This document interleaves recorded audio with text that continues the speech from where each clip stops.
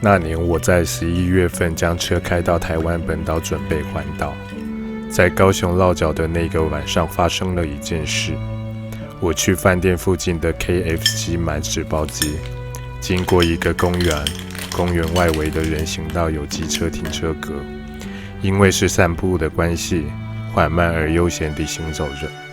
远远我就看见一个长发纤细的女生，正在进行发不动机车的任务。经过她身边的时候，一阵法香扑鼻而来，即使戴着西瓜皮安全帽也掩盖不了。真心没想到，在浓郁的 PM2.5 天空下，竟然还能有这种突破重围的清香，简直让人联想起10几年前点上的光明灯终于在今日有所庇佑。跟他擦身而过，那个电子启动器与马达互不搭配的声音仍然响亮，心里就这么燃起一股是不是该去帮他的念头。虽然他戴着口罩无法辨识那些大家都想辨识的事情，但身为一个风度翩翩的君子，路见落难，焉能不伸出援手？但万一他有着强烈的对陌生帅哥恐惧症候群，而拒人于千里之外，可怎么办是好？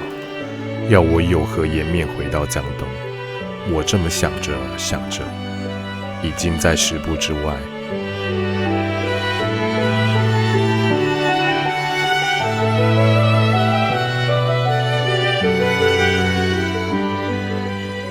回过神，听声音，确定他人深陷困窘。西下下下下下下，西下下下下下下，无限轮回着。不管了，我气沉丹田，转身往回走，直到接近他大概3步距离。我问：需要帮忙吗？他摇摇头说：不用不用，谢谢。我说：真的吗？我很厉害哦。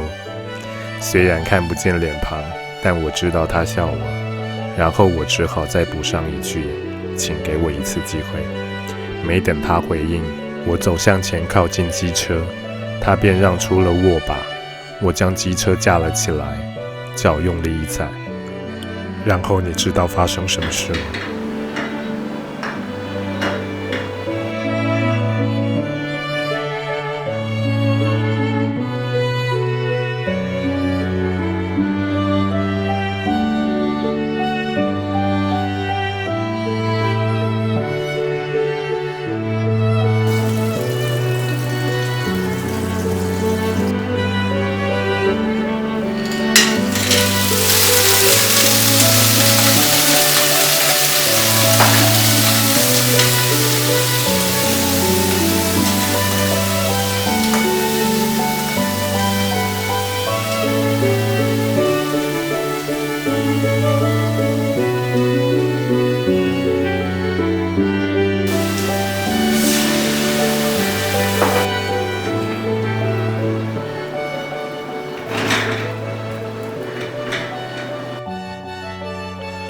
话说那时我将机车架了起来，脚用力一踩，一次就发动了。然后他发出了的声音。是的，在这里的这个声音代表着数量巨大的帅气。本想利落转身离去，留下一个潇洒不羁的背影，但我还是跟他说了，等车发动一阵子再骑会比较好。他点点头说：谢谢谢谢，你真的很厉害耶。听到这种过于直接的称赞，我一不小心害羞了一下，于是微笑同时想办法压下我已经抬得贼高的下巴，然后还装谦虚地补上一句：还好啦。一如预期，我们果然聊了起来。然后他拿下口罩，我个人就聊得更加起劲了。会想起这件事，是因为我今天在星期五金行外面碰见一个发不动机车的老伯。为了跟我自己证明我不会因为性别或附加价值而伸出援手，我决定去帮他。踩了10分钟还无法发动，我就已经在心里飙了千百次脏话了。最后在我永不放弃的精神下，终于发动。老伯说了谢谢，我说没事没事，有发动就好。转身回到驾驶座，气喘吁吁之余，耳半边却响起一阵揶揄：“宝贝啊，当年帮我发车一次就成功是怎么回事啊？不会是你先给我搞的鬼吧？”他见我笑而不答，又说：“找个时间我们再去环岛一次吧。”我笑开了，但仍然气喘吁吁。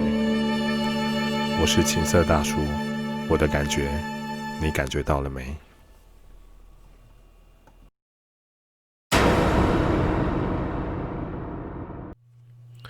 小额赞助情色大叔继续拍片，扫描 QR code 即可线上赞助，简介里也有连结，30块钱不嫌少，信用卡 ATM 都方便。